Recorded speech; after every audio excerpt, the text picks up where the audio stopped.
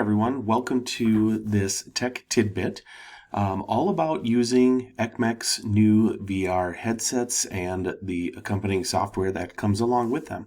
I'm delighted to be able to show you this opportunity and hope you will take advantage of it and find ways to incorporate the experiences of virtual reality into your classrooms with your students.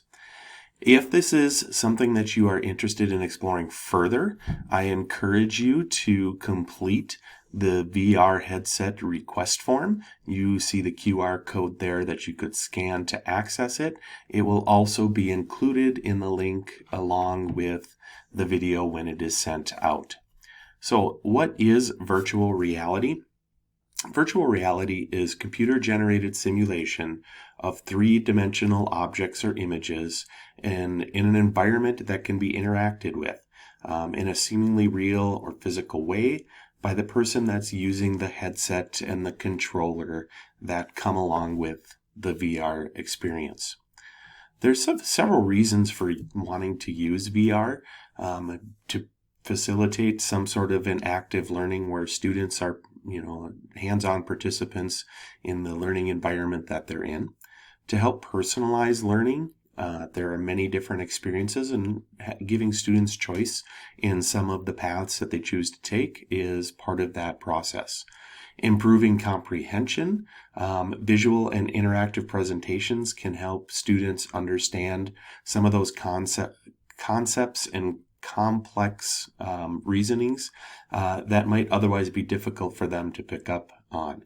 It helps them to develop critical thinking and problem-solving skills, getting them used to and accustomed to the VR format, and it helps to increase efficiency and safety, saving teachers time by some of the content that's there, and allowing them a safe environment in which to explore these different devices.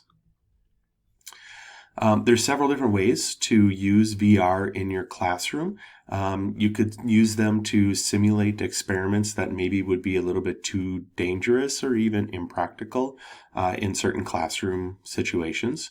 It allows students to be able to visualize abstract concepts, to be able to look at things like the inside of a human body, which I don't imagine most of us are going to be cutting cadavers in our classrooms, but this could allow you to experience some of those simulations that would allow for that to take place. There's also a lot of career exploration softwares and experience that is embedded into the headsets that we have. To self-pace things, maybe it's a great station activity that students will rotate through as they experience other things, and it's also a great way to have students engage in virtual field trips. The headsets that ECMECC purchased are from a company called Umety, who has a great library of different types of experiences that students can engage in.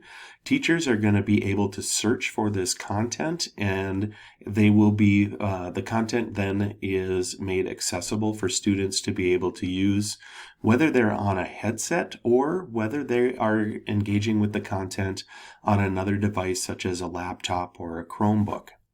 The headsets look pretty much like this that you see in this picture, where there is straps along both sides of the headset that can be adjusted, as well as a strap that goes over the top. The headsets also come with a Bluetooth controller that the student can use to first calibrate to the headset that they're using, but then they can use it to select different things, to go back, to rotate things around, and even to do some manipulations with some augmented reality stuff as well. So navigating the VR headset, there are some things that you need to be made aware of as you get into the different environment. And it may ask you to calibrate the controller, and these slides here give you some directions for how to do that. Unfortunately, in this recording, I'm not able to put the headset on to show you exactly what I'm experiencing. So we have a few of those images here.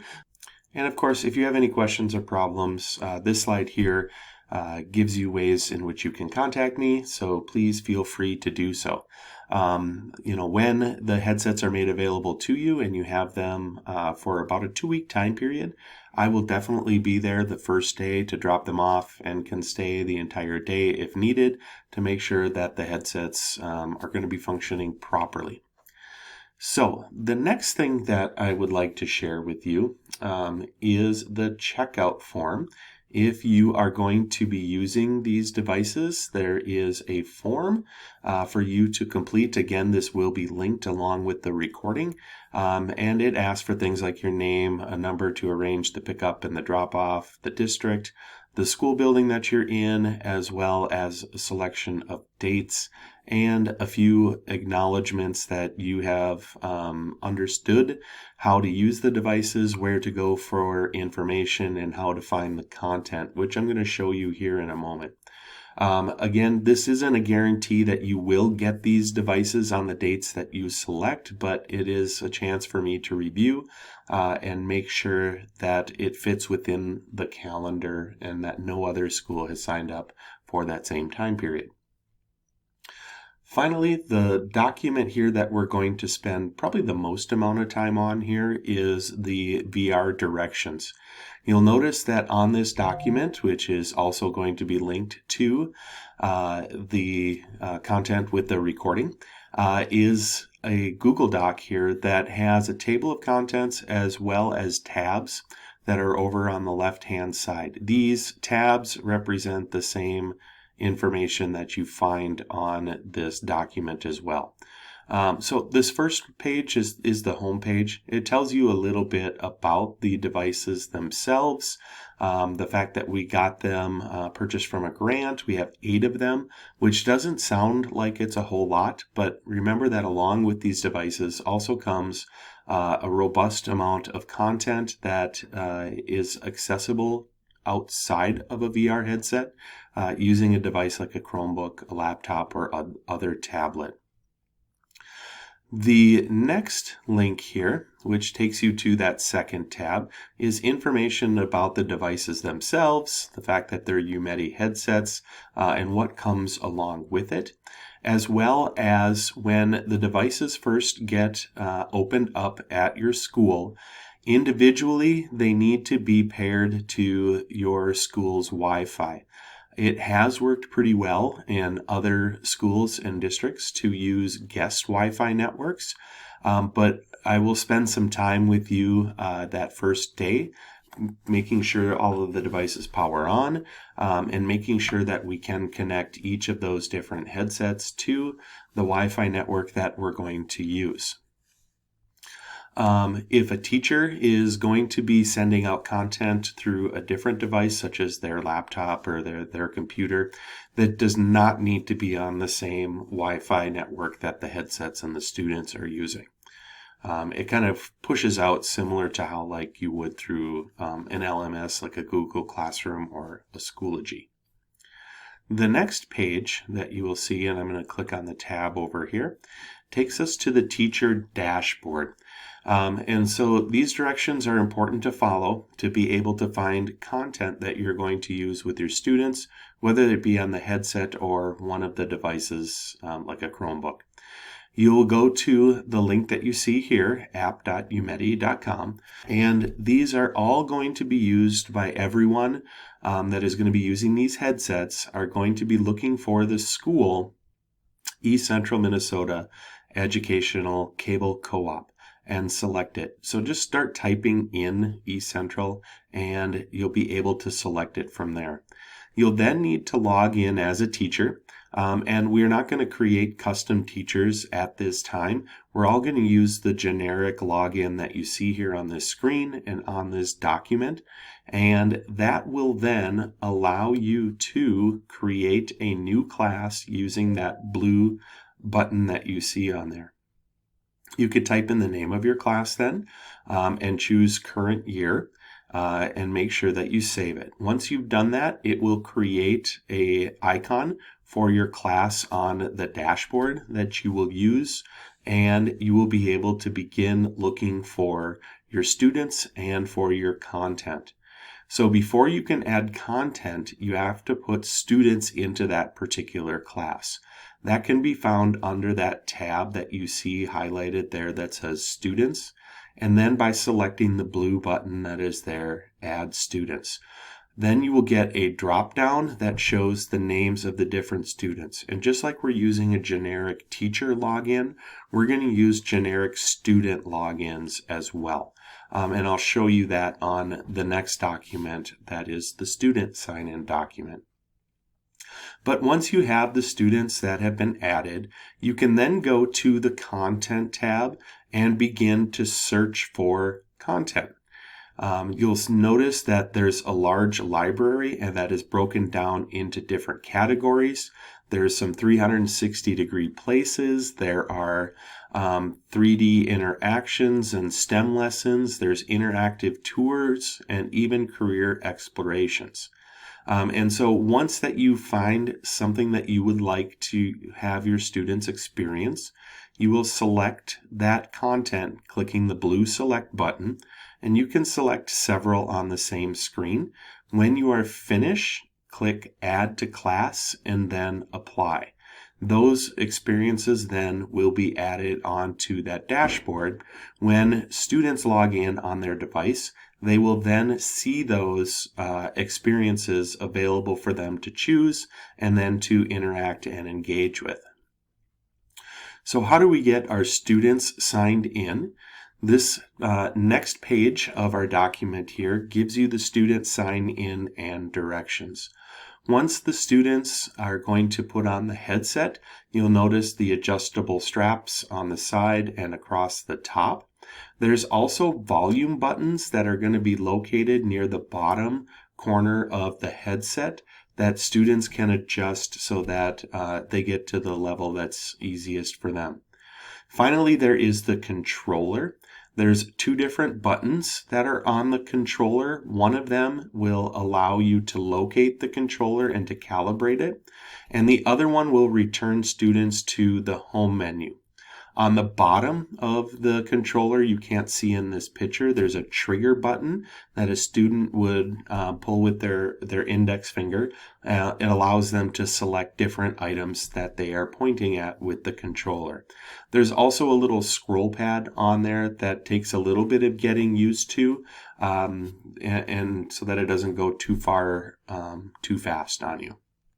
So, once the students have those on and it is powered up, the student is then going to access the content on the device by logging in using a generic login number that corresponds to the number of headset that the student has. All of the headsets are labeled from 1 to 8, and when they log into the content that is found with the graduate icon button, as they're looking at their screen through their view, they will enter in the username STU followed by the number of headset that they're using. So for example, if they're using headset 4, they would enter in STU4, then a password or a PIN number, which is 2025 this year. Then they'll be able to choose their class and the content to explore in VR. A couple of things to remind students of once they begin their experiences. It's best if they're sitting, and if they had a chair that would swivel is really, really nice. If they don't, standing is okay, and they are able to move, in a circle while standing, but they should not be walking or moving around anywhere else.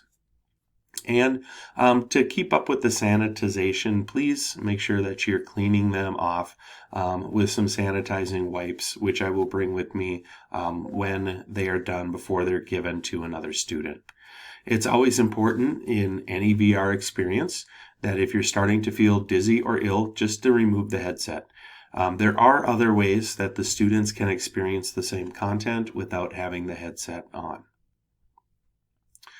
Now, I did also talk about how students would be able to access this content on a device like a Chromebook. The students then would go to the link that you see on here, the umety.com, and just like the teachers were typing in for East Central Minnesota, the student would do the same. Then when they're prompted to log in, they are going to log in using the same format as they've been assigned by their teacher. So there's actually 30 different students that are there. And so you could be STU1, which would be one that I would say for a VR headset. But if a student perhaps is going to be number 10, they could type in STU10 and then the password STU123. The passwords are the same on all devices. Then this icon will come up on their desk showing their class, and then they can choose the experiences and explore the content on the laptop, Chromebook, or tablet. There might be a little bit of figuring out how they're going to move everything around using their trackpad or mouse, but with a little practice, they will get it pretty quickly. Finally, the last page here to share with you are VR best practices for use in the classroom. I encourage you to take a look at these and to consider implementing some of these different practices into how you are going to use VR with your students. So that takes us through what we have here for our ECMECC VR headsets. Again, I strongly encourage you to take a look at these different documents as well as the form to request the VR headsets. And I would really encourage you to explore the use of these devices in more than just your particular classroom. Maybe you have other teachers that are in the same department or same grade level that teach different content, and they would like to also try out the headsets with their students. That's kind of why I book them off into 2-week time periods, so that there's a chance for other teachers to be able to get to explore these devices while they're at your school at the same time. So I hope this gives a good overview. And if you have individual questions, please reach out to me. Or if you want to just chat about some of the stuff, I'm definitely happy to do that too. So good luck and thank you for tuning in, and we will see you soon.